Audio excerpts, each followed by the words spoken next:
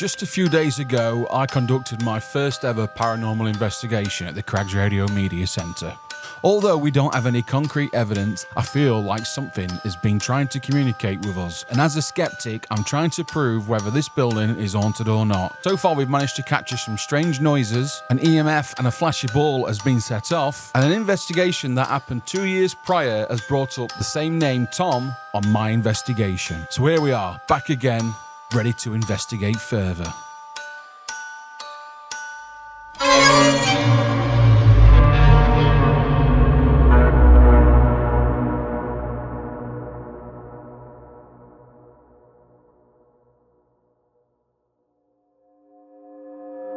For the first time after the investigation, I returned back to the Crags Radio Media Centre, hoping to do some research.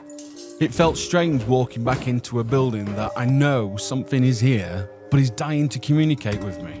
I spent many hours on my desk racking my brains, feeling like I'm chasing a cold case. All I have is a first name, and that's it. At this point, I'm relying heavily on Google, and nothing is coming up on my search. And then something clicks. Rather than focusing on the names, let's focus on some of the words that came out. Birth, saint, bury were just a few. We're literally across the road from a church. Could this be something to do with that?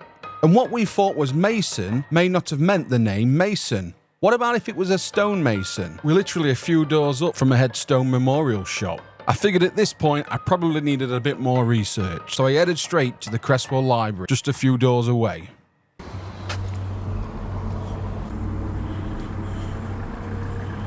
When I arrived at the library, I still didn't know what I needed to ask for, as I still don't know really what I'm looking for. So I went straight to the basics. I asked for any history on 20 Elmton Road. This is where the Crags Radio Media Centre is, and I thought if we started there, that is a great starting point. Little did I know there'd be hundreds and hundreds of newspaper clippings, articles, photographs, documents, and more. So I spent hours sifting through as much as I could, trying to pinpoint any details, owners, what the building was used for. Obviously I'm looking for a Tom, but I don't know his last name, so that's not very helpful. Now I did come across this. This document talks about the development of Creswell over the years. And this section refers to the late 1800s when Creswell was expanded due to the colliery opening. It goes on to talk about the co-op and various other shops in the village. However, it does state that a branch of Nottingham and Nottinghamshire Banking Company had also established, which by 1925 had become a sub-branch of Barclays.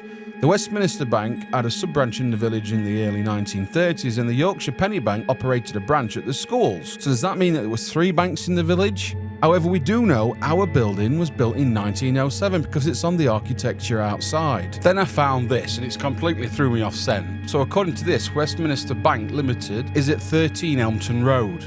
That's quite a few doors away from where we are currently. So has there been some new buildings since? Are we what used to be 13 Elmton Road? Then my investigation runs dry. I don't find anything else on the bank whatsoever. There are some old photographs, which I'm showing now, which does display the building, but nothing directly showing the building up close. So this is all I've got. Who can I reach out to for help?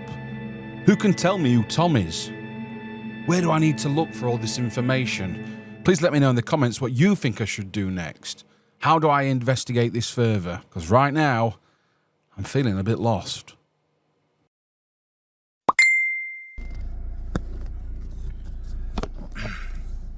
So the weirdest things just happened. So I might have a lead. I put a post out on Facebook this morning, just asking for people for any information, because obviously the lead in the library is just run a little bit dry, and I've had a message. So I've just got in and I've just seen this message. It's from somebody called Julie Moore. It says, "Hi, I've just seen your post asking for information at the old bank.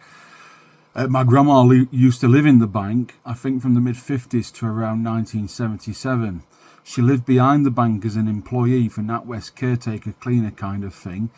She lived there with her husband and son. Her name was Ada Stubbins, husband was Wilfred and son Gerald. My granddad passed away in 1962, but she remained there with Gerald until she moved into the newly built bungalows on Titchfield Street circa 1977. She had many happy hours playing in the bank after hours, and she says, I hope this helps." So I've messaged Julie, and I'm trying to get her to come in, because this might be the only lead that I've got that might have some photos of the inside. Maybe she might know somebody called Tom. Maybe they might have experienced things while they've been there. So I'm taking this as a bit of a win. So we'll see. Right now you're probably thinking I'm no further forward. And probably I'm not. Am I chasing something that doesn't exist?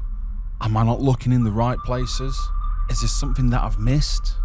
Truth be told, I don't know what I'm chasing right now, or who, to that matter. But I do know there is something here. I just need to figure out how to communicate with it and find out who it is. So I think even after all of this research, I think we all know what I need to do next. I need to get the cameras back out, and I need to try and communicate with them further. Whatever is in that attic, I am going to find it.